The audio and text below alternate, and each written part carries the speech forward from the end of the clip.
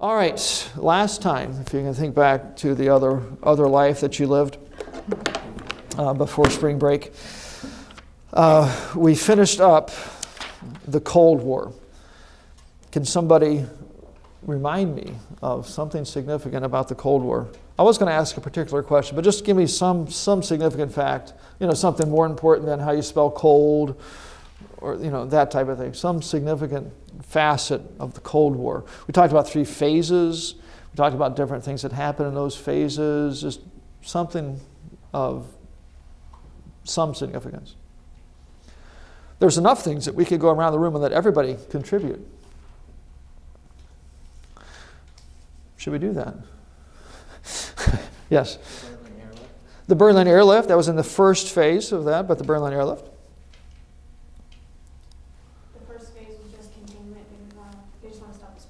Just stop the spread of communism. Don't really try to overturn it. Stop the spread. What was the second phase?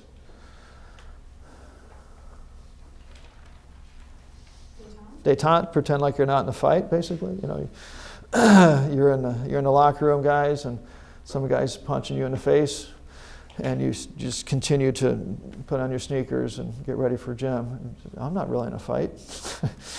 Pretty stupid. Or I heard, what was it the other day? I was talking about liberals. Their policy is basically if somebody breaks into your house, you should put a gun to your own head and say, leave or I'll pull the trigger. It's just pretty good description of some of their policies. All right, so we have containment, détente. We win, they lose with Reagan. All right, that amiable dunce there introduces really just some common sense to this thing. We have this evil totalitarian ideology that wants to dominate the world. And he said, that's kind of bad. We should get rid of it. Right? Defeat the thing. So talked about the Cold War, went through the Truman Doctrine, the containment, then the détente, and then talked about Reagan at the end. That was the shortest section, not because it's less significant, but we summarized what he did there. We will talk about Reagan later, and we'll watch a video about Reagan and his approach to the Cold War. I'll do that later as well. So. All right, the next thing I want to talk about is titled A Second Radical Reconstruction. A Second Radical Reconstruction. It's time to wake up. Second Radical Reconstruction. If you want some years for this, somewhere from the mid-50s, about 1954, up through the mid-70s, about 1975. 54 to 75, put a little C in front of that for circa, somewhere around that time frame. Second Radical Reconstruction. The term, I didn't come up with the title here, but I like it. It's reckoning back to the Reconstruction time frame after the Civil War. We mentioned there a lot of changes that were made in our government structure, and some radical Republicans taking over there and forcing down the throat of the South some changes in the Constitution and other places. So we have a Reconstruction there. And this really is harkening back to that same time frame where there was an attempt here, in a lot of ways a very successful attempt, to reconstruct America. We went from that point prior to the Civil War being a slave nation to after the Civil War, no slave nation, no slaves, completely illegal, all that. And there was a push here to make a similar change in our country. We'll look at some of the details, but that's why that term Second Radical Reconstruction is used there, because there was a real attempt here to completely change our country. A lot of the people who were involved in this at this time frame are now people like Hillary Clinton and members of Congress and senators. We have the crazy people running the insane asylum now. They're able to push this agenda. But anyway, Second Radical Reconstruction. We'll look at this change here. Let me give you here just a couple of general points. I have all this underneath the introduction, then we'll look at some particular things, but a couple of general comments about this Reconstruction. The first, that this was really an attempt to create a socialist revolution in America. Not all of these events were backed by some socialist group, but a lot of them were. There was, in a lot of these cases, orchestrated attempts by Marxist, communist, socialist groups, whatever phrase you want to use there, to completely change America. People like Bill Ayers, anybody know him? He was Obama's good friend. All right. In the 60s, he was involved with the Weather Underground, and they participated in bombing police stations, him personally in bombing places, wanting to completely change America. I mean, so there was an intentional movement like this.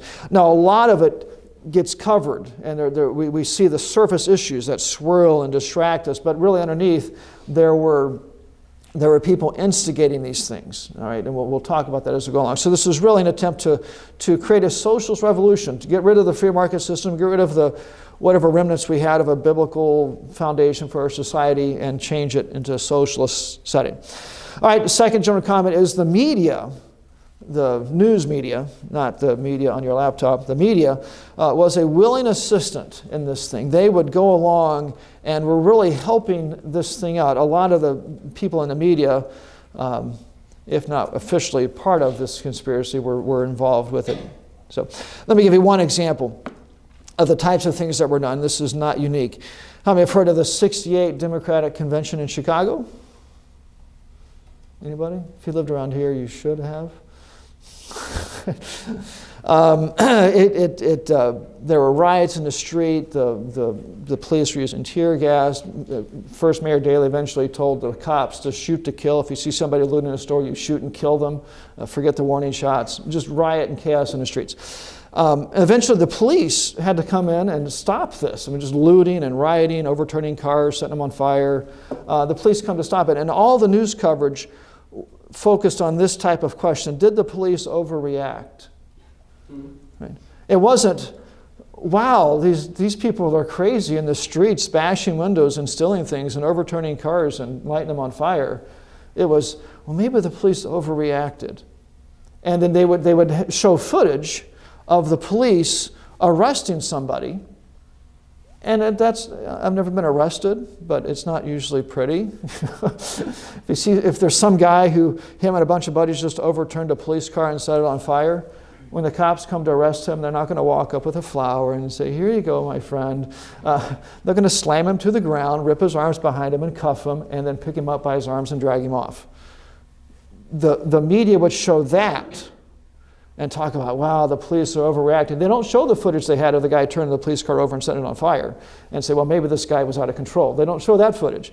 They show the footage of the police and then phrase the whole thing of the police got out of hand. All right, so the media here really, in a lot of cases, very intentionally portraying this in a way that would facilitate and help the people who are pushing this Reconstruction.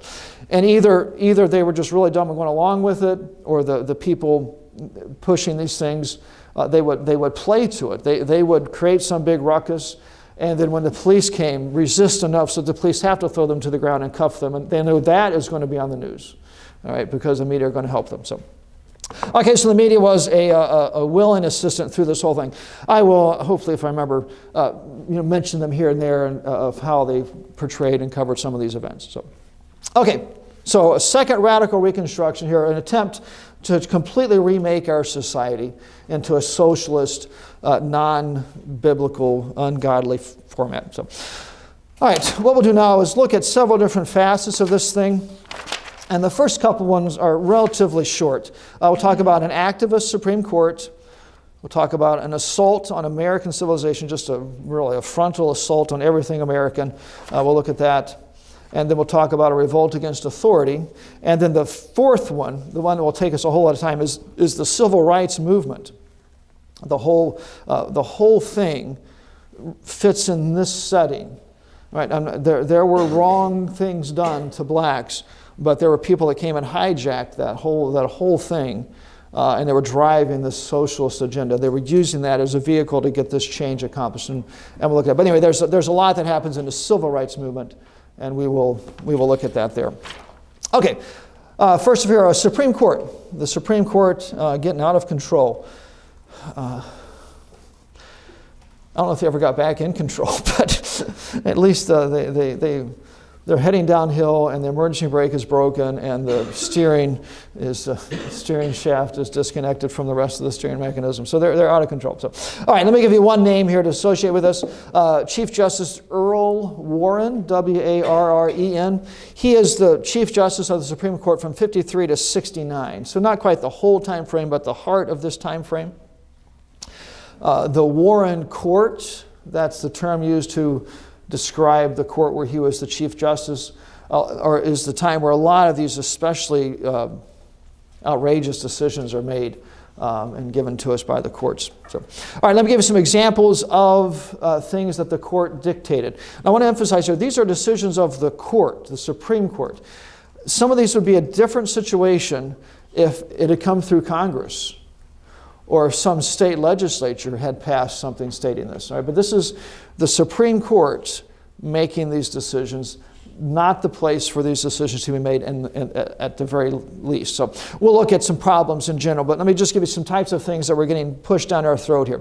All right, the first one, separate but equal facilities were determined to be unconstitutional. Back in the late 1800s, there was a Supreme Court case that said separate but equal facilities were constitutional. If you had a school for white kids and a school for black kids, as long as they were equal facilities, then, there's really not discrimination. And, they're getting treated equally by the government, equal protection. Now we have the Supreme Court saying it's unconstitutional to have a white school and a black school, right? You might think, well, how do they read the same document and come to completely opposite conclusions? That's a viable question. I think at this point they weren't reading the document very closely. But separate but equal facilities were unconstitutional. So we get out of that a whole wave of actions that really are forced by the courts, forcing states to integrate schools, states having to bus kids from white areas to the black areas and from the black areas to the white areas, so we don't have a black and a white school, even if the entire area around them is black or white, forcing integration of these schools. All of that stemming out of this court decision. It wasn't that Congress passed some law or the state legislature passed some law. It was the Supreme Court, and it is not their job to do that type of thing. There's an infamous a case out of Arkansas, in Little Rock, Arkansas, where the governor of the state was refusing to let 9 black students into the public high school, the white high school. All right, and everybody paints him as this racist pig, an evil monster, and I'm not trying to defend all of his character and all that, but part of the argument was, this isn't the court's job. Right? The court doesn't have the authority to do this. And that was part of the argument. He didn't stand there in front of the school and say, I hate black kids, get out of here. He was saying, this is not the court's job. All right, so anyway, the separate but equal facilities pushed down our throat by the Constitution, or by the Supreme Court. All right, another one. The Supreme Court ruled that congressional districts and districts for state legislatures had to be equal in population.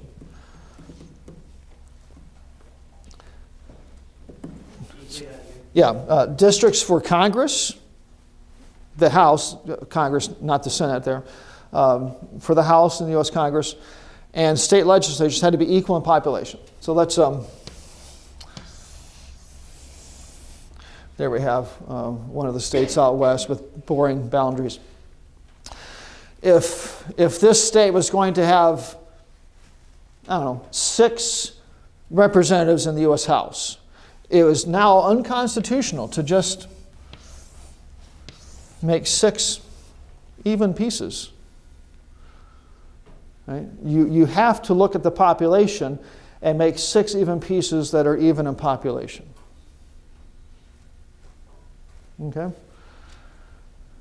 Joseph's squinting at me. There's a whole lot of irony here, or fun things to think about, but think about the U.S. Senate. It's just 2 per state. California gets 2, Texas gets 2, Rhode Island gets 2. No connection at all to population. So you're claiming that the Constitution says that that is unconstitutional, but allows for the Senate to have 2 per state regardless of population. Anyway, there's a whole lot of things where you scratch your head and wonder. But anyway, they declared this is unconstitutional. Is anybody familiar with what the Constitution actually says? I'll be impressed, especially if Caleb knows. Everybody else, you need to smack yourself several times for not being familiar with your own Constitution. Go ahead. Okay, your neighbor can help you. Go ahead and smack each other. So, what the Constitution says is that this decision is up to the states unless Congress intervenes. Congress can give some regulations about how this is done, but unless Congress says something, it's completely up to the states. Somehow the Supreme Court reads all of that and says, well, it's unconstitutional to do it this way. Their argument was the equal protection of the people. If you divide it this way and there's 10 people in this district and 100,000 people here, these 10 are getting more protection because they get to pick their own representative than these over there. That very shallow argument. But that was the excuse that they made. They didn't worry about the fact that it is left up to the states unless Congress intervenes. So if Congress had passed a law saying it's got to be done based on population, it's a completely different story. But it's just the court doing it. It's not their job. Okay, questions about that? This is basically just so that's a decision of the court. We still have that. Another one, a lawyer provided by the government was a court decision. You have a right to an attorney if you cannot afford one, will be provided for you, etc. That was from the court. Does anybody know what the Constitution actually says? It does talk about a right and a lawyer. Stephanie looks like she wants to answer. I only know about the habeas corpus and all. Okay. Yeah. The Constitution says that you can get a lawyer if you want to. You cannot be denied access to a lawyer. We can't arrest you, throw you in jail, and say, we're going to try you, but you can't hire a lawyer. You've got to defend yourself. The Constitution says you have that right to a lawyer. Our courts turn that around to say that you have a right to a lawyer, but if you can't afford one, we're going to give you one. All right, which is not what the Constitution says. The Constitution also says that we have a right to keep and bear arms. I would love to see the court make the same argument there. You have the right to keep and bear arms. If you can't afford, then we'll provide you one. And really, the logic would be the same, okay? Completely the same. I've got my eyes on that 50 caliber Beretta. If the government gave it to me, I couldn't afford to shoot it. We need to have, we need the government to provide ammo as well. Do we really want a gun provided to us that the government assures us is good? Okay, you're better off buying your own, trust me. You're better off buying your own lawyer too. Hopefully there's something inside of you that makes you worry about your lawyer getting paid by the people that are trying to put you in jail. There are some rules and things trying to keep it separate, but in the end, that's what it is. The group that is paying the people that are trying to put you in jail is also paying for your lawyer. You could hope you get a really bad one. That gives you grounds to appeal your decision. But then you got to sit and rot in jail for a while. That's not very comfortable. So, all right, so government provided lawyer. That's just the court that decided that. Okay, the Constitution does not say that, but they claimed that you have the Constitution saying you have a right to a lawyer is really just kind of this empty statement if you can't actually afford it. So we're going to give it to you. And that is not what the Constitution says. All right, another one, Miranda rights. Miranda rights. If you've ever watched a police show of any kind, they arrest somebody and they read them their rights. All right, that comes from the court. It's not, at least initially, it wasn't the state legislature saying, you know, we need to make sure these stupid criminals know their rights. Let's have the police read this to them. It was the courts that mandated. And what they did is, if some guy was arrested, I always look at Jacob when I get to this position. Jasmine gets arrested. She's not a guy. Some girl gets arrested, and she's so stupid that she doesn't understand her rights. She doesn't realize that she has a right to a lawyer. She doesn't realize that she doesn't have to tell the police everything. You know, they're cuffing her and saying, "Did you just stab that old woman 50 times with your pocket knife?" "Yes, that was me." You know, that the police have to tell you all those things. And if they don't, and you get convicted, then you can appeal your conviction and get released because they didn't read your Miranda rights. You might have confessed right there, blood on your hands, the knife and you're still there, fingerprints all over the carcass. But if they didn't read your Miranda rights, then the courts would say you're arrested unfairly, etc. You have to go free. So the guy, Miranda, was a guy, he got convicted. He got convicted for rape. But he argued that he hadn't been read his rights, he wasn't informed, that he didn't have to talk, etc. So he confessed. So he got set free. He did go back to jail after he raped and murdered another woman, but he got set free. So anyway, that's the way the court mandated. By just, on these appeals, if you weren't read your rights, They just set the criminal free, even despite the evidence. I mean, he was clearly guilty in the first case. So, can we think of a more sane way if a cop doesn't treat somebody fairly when they arrest them to handle the situation than to release a clearly guilty person? Maybe fine the cop. We can do something like, we don't have to release the guy that we know is guilty just because the cop didn't dot everything in the paperwork. And that's really the position we're in now. So that memorandum, it's just the creation of the courts. That's all. All right, another one. No prayer or Bible reading in school. That was a court decision.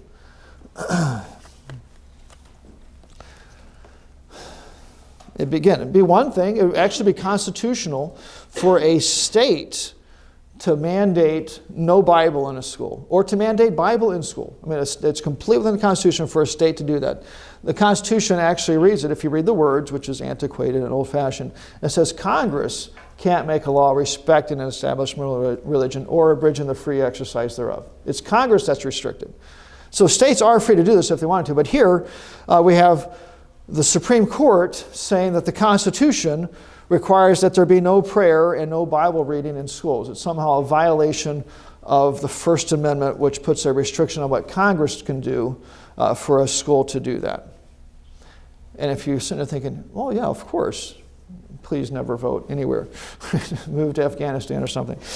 Okay. So anyway, it's just this court decision. If a state had done this, it'd be different. If Congress had tried to do this, it would still be unconstitutional because they're Congress. It says it in black and white. They can't do this. But the courts just did this. It really is. There's some really unfair and underhanded things that go on here with this thing. The way it is right now, a principal of a school like me or the principal of the public schools in the area is personally liable if some like the Gonzalez girls wanted to pass out cards with Jesus on them at Christmas time. They were told they couldn't. If some kid in that school says his rights were violated and challenges this thing as a violation of the Constitution or whatever, the district can get in trouble and the principal. I mean, he could lose his house. He could lose his car. It really is really insidious the way the courts have set this thing up. So now I do understand the predicament. I don't agree with them bowing to the pressure. That principal, if he lets them pass out tracts that have Jesus on them in the school and the Muslim kids complain and take it to the courts, and if he's found guilty, he loses everything, right? Which is very, very that's not the way any other system works. If the workers out there for the train that are making repairs, if they bust somebody's power line to their house, NIPSCO or the train company is responsible. They're not personally responsible. It's the company that's responsible. But here, for this particular case, the courts have made both liable for what goes on. So anyway, but that is a creation of the courts, and that's all. All right, another one, last one in our list here is legalized abortion. Anybody hear the flap about Donald Trump's question? He was asked, if sometime in the future abortions are made legal, should we punish women that get abortions? And he said yes. I mean, but really, and everybody's going crazy. You're going to what? Punish people that get abortions? It's illegal? It's illegal? If it's illegal to smoke marijuana, should we punish people that smoke marijuana? Or should we just punish the suppliers? Really. Anyway, there's a big flap about his answer, and he's backed off of it. But really, to me, it's the only answer that makes sense. It's illegal. So, all right. But anyway, that was just a decision of the courts. Again, it would be different if Congress had done this or some state legislature had done this. Is actually the appropriate place for this decision constitutionally is the states. There's nowhere any authority given to Congress to deal with this. It's a state issue. So literally, we could have it illegal in Indiana and legal in Illinois. It's a state decision. But the Supreme Court trumped all of that with this case. And if you ever want to read some Dr. Seuss legal arguments, the Roe v. Wade case is the place. Let me see if I can summarize the Dr. Seuss argument. What they argued was that the Bill of Rights, the first 10 amendments to the Constitution, casts in its shadow a right to privacy. If you read the Bill of Rights, you'll never find this right to privacy. But they said there's the Bill of Rights and we got too many lights here, and wherever the shadow is, someplace in the shadow of the Bill of Rights is this right to privacy. And then they say in the penumbras of the shadow, which is the edge of the shadow, is the right to an abortion. And that really is the heart of their legal argument. If that doesn't sound especially legal to you, then yes, you're still sane. That's the heart of the argument. They cite other cases and fluff it up some, but that really is it.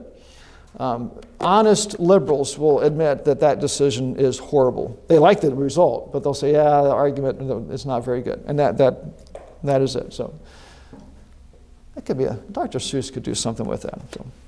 Okay, so the point, those are the types of things that we get hammered at us from the courts. Again, I want to emphasize this is the court making these decisions, which is not the place for these types of things at all. Some of these, the government should never do any of them, but not the courts. All right, last thing here with this activist Supreme Court. So I want to mention two just general problems with these decisions. We could talk about each one in particular, talk about particulars, but two general problems about these. The first one is they're blatantly against the Constitution. It is amazing that the body who was created to judge laws based upon what the Constitution actually says don't actually do that. But blatantly against the Constitution. I was thinking about Justice Scalia that just died. He had a really sharp tongue that showed itself through his pen. I mean, he wasn't on the court at this point, but he argued against some of the recent cases and almost the Dr. Seuss level argument. So, all right, blatantly against the Constitution, that was one. The second thing is they dictated what the law should be. All right, the Supreme Court does not make laws, but they went on and dictated it. They declared that the separate but equal facilities were unconstitutional, and then you have to integrate. And it was in response to that and the fear of people in those districts that weren't integrated suing and it going to the courts and everybody then losing because the courts are going to rule in this fashion that they began to follow along. So they went on and dictated what the law should be. In the Miranda case, they could have ruled, and it would have at least not been a violation of this, ruled that he was treated unfairly and should be released. But then to go on and dictate in future cases, people have to be read these rights or they also weren't treated unfairly. That's the overstep. They can decide about a particular case, but to then make these blanket announcements for everything else is not what it should be. That very general, that idea of dictating what the law should be, the word to put with that would be judicial activism. If you ever hear someone talk about an activist court, that's what we're talking about. These decisions that go beyond just making a ruling. It's dictating what it should be. Sorry, I'm thinking back to Andrew Jackson's response to a court's decision that he didn't like. Does anybody remember that one? I forget the particular case, but his response was, they made the decision, let them go enforce it. It's just, all there are judges. They can't arrest anybody. They can't collect taxes. They can't do anything. They really just give their opinion. And in all of these cases, it'd be great to have some state governor say, well, that's an interesting opinion. I think it's wrong. We're going to make it illegal here. Right? And just hold the line, because it's just their opinion. They have no mechanism to enforce anything. Or the State Department, or the FBI, or some federal government agency saying, we don't agree with this right where we have to provide the lawyer. We're not going to do that, and just refuse to provide them one. Go ahead and buy one if you want, but we're not doing it. And just let the flag fly and see where it falls. But it's just they have no way to enforce this stuff other than ruling in the decisions they get to them. And that's really where the police are put in a bind. If they don't read these rights to them and give them the lawyer and all this kind of stuff, they're just going to appeal their convictions and get out. So they put pressure on them that way. But it's just their opinion in the end. Okay, activist Supreme Court. Questions there? With the justices dying, do they have to replace him, or is there a certain amount? There's no number dictated by the Constitution. It's up to Congress. So they technically don't have to put another person on there? Not right now, no. It's interesting, with Justice Scalia dying, some of the liberals are arguing, the Republicans in the Senate aren't doing their constitutional job. It is funny that they actually bring up the Constitution. It's refreshing. The Constitution says the president gets to appoint somebody to be on the Supreme Court, and the Senate has to approve them. And if the Senate doesn't approve them, they don't get the job. By them not having the hearings, they're not approving them, and they are doing their constitutional duty. But anyway, that's what they're really saying is the Senate's not approving the guy that we picked. That's not fair. Oh, well. All right, activist Supreme Court. Let's go to the next one. An assault on American civilization. I'll just give you a kind of a general description and then a couple of examples here. The first point is almost a restatement. There was a direct assault against American civilization. Just a direct assault. Everything that had been traditionally American was revolted against. And this shows up in everything from rock music to hippies to the long hair on guys. You girls are okay. Drugs, pornography, the riots on college campuses. I think I should try that. We might do the Reagan response. To the riots in the black communities. Just a complete revolt against everything that had been traditionally American. It was described by a professor as a generational revolt. The younger class revolted against the older class. And we're going to bleed over a little bit into the next thing here, revolt against authority, but there are obviously some interconnection. So just a direct assault against everything that had been American, everything that was traditionally American, direct revolt against that. So let me give you two particular examples of things that fit into this category. The first one is student uprisings. There are multiple college campuses where there are uprisings on the campus. I'm going to give you the first one and then one of the last ones here just as examples. The first one was in 1964 at the University of California at Berkeley.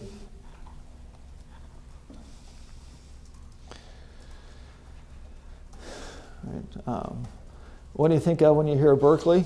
Liberal or conservative? Laughing is appropriate, scorn, but liberal, extremely liberal, and at this point still extremely liberal. What happened is in 1964, the university, there's a certain, anyway, they prevented outsiders from coming to speak in a certain place on campus. Right, there was students can go there and speak, but they weren't going to let outsiders come in. And that was the excuse. They're rising up, defending free speech because they weren't going to allow outsiders to come in and speak there all the time. Our whole campus is like that. But anyway, that was the thing. There wasn't. Anyway, that was what got it started.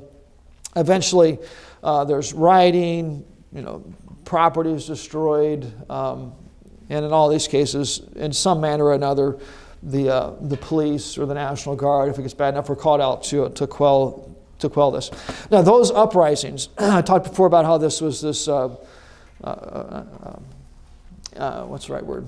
Orchestrated thing. There were people that when something like this would crop up would come to this area and they would inflame it.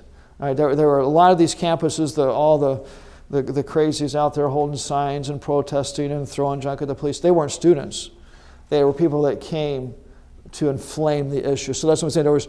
There were groups of people that were waiting for this type of thing to happen, and they would go and pounce on it and inflame the issue. So, all right, so 64 was the first one. One of the last ones was not too far away in Akron, Ohio, Kent State. This was May the 1st through the 4th of 1970. And this one was infamous, at least. All right, this riots and trouble broke out on the 1st. So we have 3 days of violent, not people getting killed, but cars overturned, property being destroyed, protesters marching on the campus. Look at some of the pictures of these things. There's people with bandoliers of ammo and shotguns, and just a bunch of crazies, not students for the most part, a bunch of crazies coming in, protesting. Eventually on May the 4th, the National Guard is brought in, and they fire on the crowd as they're getting threatened and pressured by the crowd. They actually open fire, and 4 people get killed. And this now if you're familiar with Kent State, it's always this horrible massacre, and the students getting mowed down in the streets, and nobody's convicted. There were trials. These guys all the guardsmen that fired are all found innocent. There was just not murdered. They were defending themselves. All right. But it was May the 4th that they opened fire. The crowd did disperse after that, so it was effective. Right? So there were 4 less of them, and the others didn't want to join those 4, so they did disperse. But this is another example where all the media coverage was on the National Guardsmen that fired. It wasn't talking to the students or showing video of the students throwing human waste at the people, or overturning cars or bashing. It wasn't focused on that. It was, these guys fired. This is so evil and bad. So at that particular one, there's a famous picture. I should bring you the famous picture since it's so famous, of a guy laying flat on a road, like a inter-campus pavement area, and a young girl running up to him, obviously in distress and all distraught. Anyway, that picture has become famous. The problem was the girl was a 14-year-old runaway. She wasn't a student. If you look at her, she's got big rips in her jeans, and she's in all these disheveled clothes. She wasn't a student. She came for the party. She was one of those people that came to help instigate things. So, but anyway, that was Kent State. So there's that type of rising around the country and lots of campuses. We will watch in our video about Reagan his response to one of those. All right, he doesn't kill anybody, but he does not back down from them. So, all right, the other thing to mention here in this assault against American civilization is black riots. There are, in the same time frame, riots in the black communities across America. Does anybody remember anything on the timeline that has anything to do with this? One person? 2 people? Civil rights movement. Yeah, the civil rights becomes radical. Remember the years? 65 to 67. Next Tuesday, you better have that down. 65 to 67 is when this thing becomes radical. So the civil rights movement had been ongoing for a while, and in this window, we see it jump off the edge. And we will look at the details of that in a little bit. But it jumps off the edge and just becomes insane, all right, completely insane. And here's just a little glimmer of this. The very first of these was in the summer of 64.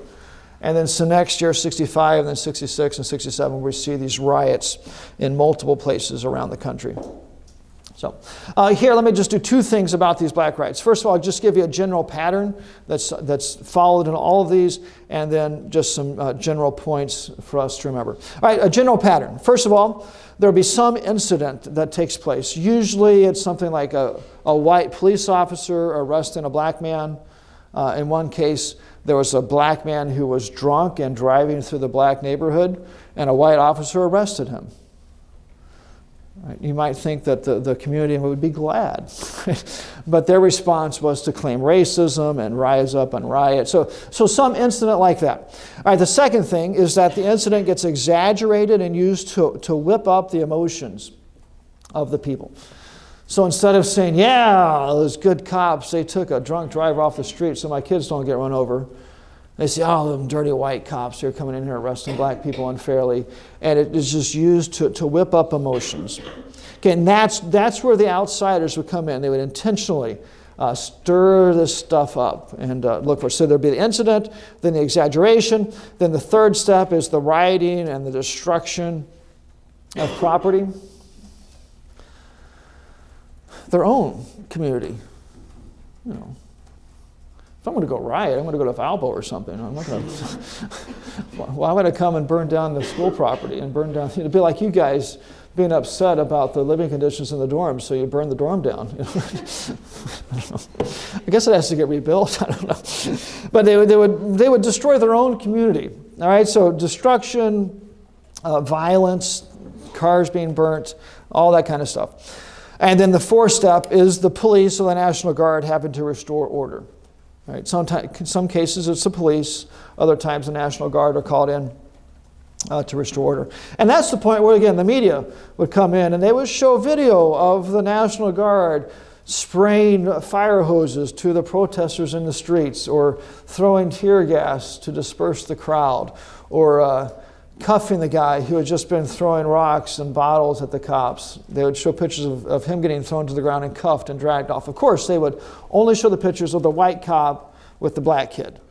Right? They wouldn't show the picture of the black cop arresting the black kid, the white cop and the black kid. So anyway, the media here, they intentionally help feed a certain side in this whole issue. So that's a general pattern. Some incident, we get it exaggerated, we get riots, and then we get the police restoring order. So, all right, 3 things to remember. So 3 just general points about all these. We will revisit this with the Civil Rights Movement, but 3 points to remember, which I've kind of already made, but just to make sure. The first one is that they were not spontaneous. That is the way they're often portrayed, this uprising against systemic racism in America and all that. No, they were not spontaneous. They were organized by the black leaders, by communist factions in America, etc. All right. The second thing is they hurt mostly blacks. They destroyed their neighborhoods. They destroyed the cars of their neighbor. They destroyed it hurt them. Even the people that are killed, it's mostly blacks that are killed. And then the third one is that the riots often turned into looting more than anything else.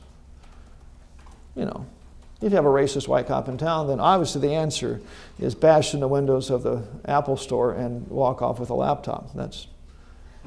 But you have to get the white laptop to balance it out. So you have a black guy with a white laptop. But really to turn into just pretty much looting. The American history textbook we used before the one we have now had this quote in it, which I really liked. The riots were welfare programs minus the government middleman. Redistribution of wealth by direct action. So if you've ever seen pictures or heard much about Katrina hitting New Orleans, and how old were you guys when that happened? Is that 01 or something? 5, 6, okay. I was in 6th grade. 6th grade. So, I don't know if you saw any video. He's an old man. But anyway, there was all these people that stayed in New Orleans and they're claiming racism and the government didn't take care of them. But there's dozens of pictures and footage of them walking out of Radio Shack with TVs on their shoulders. They're looting all the stores in New Orleans. There's a reason why they didn't leave when they were warned multiple times and when the government provided buses for them to leave. They were having too much fun looting. So anyway, we see the same type of thing happening here. It often turned into just looting more than anything else. Okay, so black rights. A second thing there with this assault against American civilization. All right, let's get the third piece of this radical Reconstruction and then try to start the civil rights history. That is the, over 2 pages, so the great bulk of this thing. All right, the third piece here is a revolt against authority. Just a general, if there's an authority, it's wrong, you can't trust it, revolt. It's funny, people like Hillary and her compadres would say we can't trust anybody over 35 and that type of thing. She doesn't believe that anymore, but she did at that point. But anyway, revolt against authority. I have some examples here. You want to say write them. Young against the old, children against parents, parents against their responsibility from God, wives against their husbands, just the population against the government in general, a revolt against religious authority, revolt against the traditional family. We're seeing that even more today. I don't know if revolt is the right word for that. It's a little bit stronger. So, and in general, a revolt against God and His established order. And that is what we have, a revolt against authority. So anyway, if there's an authority, the church, the pastor of the church, the Catholic Church, he's wrong. We don't listen to him. We can't let them dictate to us what to do. The police, we can't listen to them. Your dad, can't listen to him. Your husband, can't listen to them. Your wife, that's fine. Okay, you don't have to listen to her. All right, when you get one. All right, I'm kidding. But anyway, just if there's an authority, we're not going to listen to it. It's funny, they all say the same things. We're going to be our own man. We're going to express ourselves, whatever. They all do their own thing and end up in the same place. Okay, let me give you here kind of as the climax of this revolt, some assassinations that take place in this time frame. There's a couple of very well-known ones. Anybody know of an assassination that takes place in the 60s? JFK in 63 by the man behind the picket fence with a puff of smoke, or by the guy in the storm drain, or the Secret Service officer in the car behind them that misfired, or the 4 other snipers on the other buildings in the area. If you listen to all the conspiracies, there are several dozen shooters in that little plaza where he was shot. And it was like Vietnam, just crossfire everywhere. It was amazing. They only got shot twice. But Lee Harvey Oswald shot him from whatever the floor was in the Texas School Book Depository. Just a lone, crazy man. Anybody that gets to the point where they think the best answer is to go shoot the president, crazy man. Okay, that's right, and that's what he was. There are, again, dozens of conspiracies about it, but they're really insane. I had the unfortunate privilege, or I don't know. I took a class at Purdue. It was on the assassination of JFK. So we looked into every conspiracy and watched every documentary, and I wanted to pull my hair out several times. But there's one in particular. It was 5 or 6 parts, and it would start in the first part saying things like, they make this speculation, this and this, the Secret Service agents weren't in place, and just all the speculation. And then the next minute they start, since we proved all this stuff, and then they make more speculation. And then they start the next section, since we proved all that stuff, and make more speculation. And you really get to, aliens abducting him and crazy things. So anyway, Lee Harvey Oswald, and he died, all the conspiracies are wrong. All right, let me give you some other ones. Martin Luther King Jr. was killed in 1968. James Earl Ray, another crazy man. I'm talking about Ray, but it also might apply to King. Killed in Memphis, Tennessee. James Earl Ray. King, we have Martin Luther King Day, but he was not especially a nice man, especially later in life. He was a flagrant womanizer.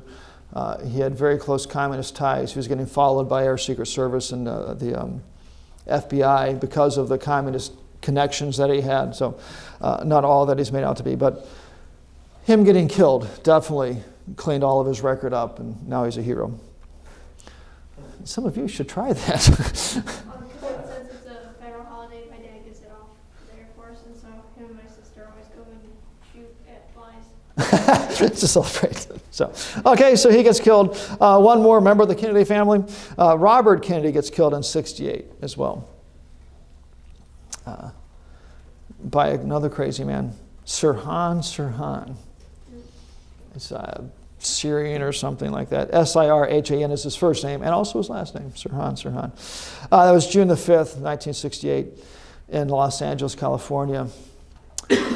Shot by a .22 revolver. Come on.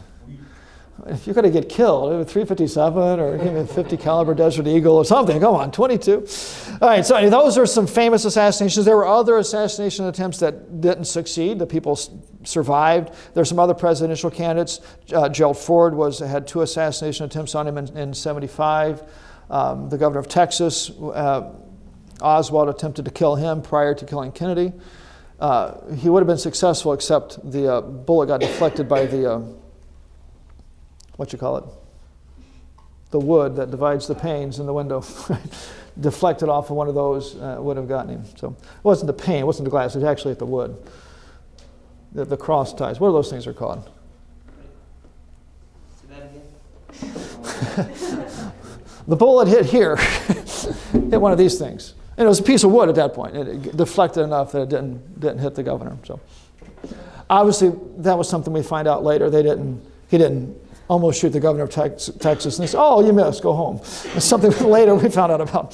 But there were other attempts like that. So revolt against authority is the point there. So, all right, let's just introduce the civil rights issue, and then we can flesh it out some on Friday, as well as talk about a test next week. So let me just give you the first point here. The main issue, the kind of the whole big picture of what's happening here and what's going on. All right, what was happening is especially in the southern states, there were state laws that mandated segregation. Okay. There were obviously racist people there as well, but it was a state thing If you had a restaurant, you had to have white and black seating. The laws varied from state to state. You had to have white and colored fountains. Walter Williams, as a kid, went to the South, and he grew up in the North, and he saw the colored drinking fountain. He got all excited. He thought it would be purple or blue or something. He didn't realize what was going on. Walter Williams is a black guy, if you're not familiar with it. But he got all excited. His mom explained to him.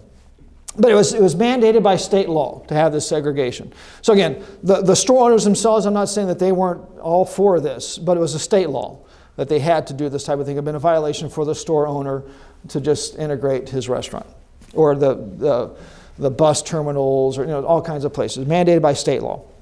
Okay, one comment about that is this is beyond the role the government should play. Right? Forget the Constitution. Forget, this is not the job of the government to do this at all. It's private property, and unless you're committing some crime there, really it should be up to the store owner. If they want to say only blacks can come eat in my restaurant, it's their restaurant. Okay, only whites, only left-handed blondes. If they can find it, can come eat in the restaurant. It really is up to them. We have places like Augustus, I think it is, the golf place is only men. It's private. They can do what they want. All right, so this is beyond the legitimate role of government, especially as Christians. It's beyond the legitimate role of government for the state or any government level to mandate here. What we have is the state government mandating segregation.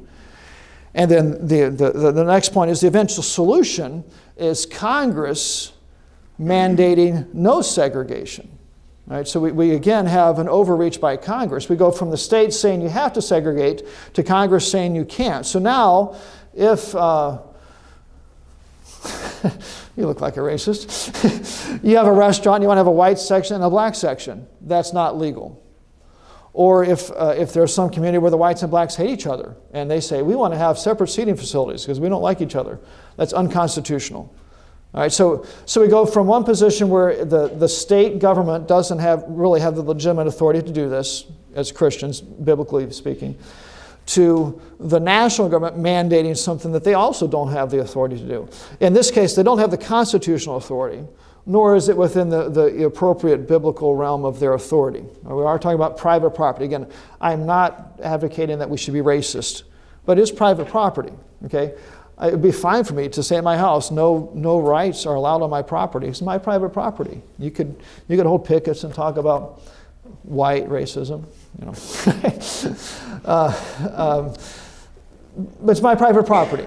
Okay, and here we have really a bad law beforehand and a bad law afterwards. It's private property. Okay, now you will not hear that from conservatives very often, but that really is thinking constitutionally and biblically.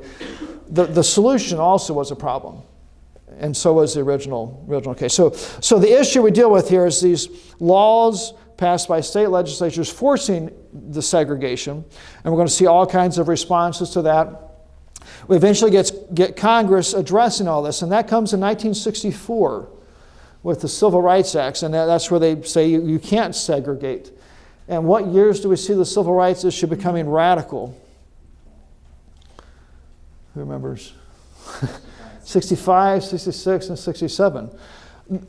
Everything that they were complaining about was taken care of with that legislation. So to me, that shows us that really that was just the excuse. That was the cover. This was an issue that they were trying to ride to instigate societal change. And they keep pushing the issue afterwards, even after everything is addressed in the legislation from Congress. So, all right, so that's the issue. States passing laws, mandating segregation, the rioting and all the protesting over that, and then Congress passing a law saying you can't segregate. And that law from Congress is neither constitutional nor their appropriate authority. Excuse me. All right, we will look at some details next time. Any questions? Friday we have the reading. We'll finish up this. We'll talk about the test. So you're dismissed.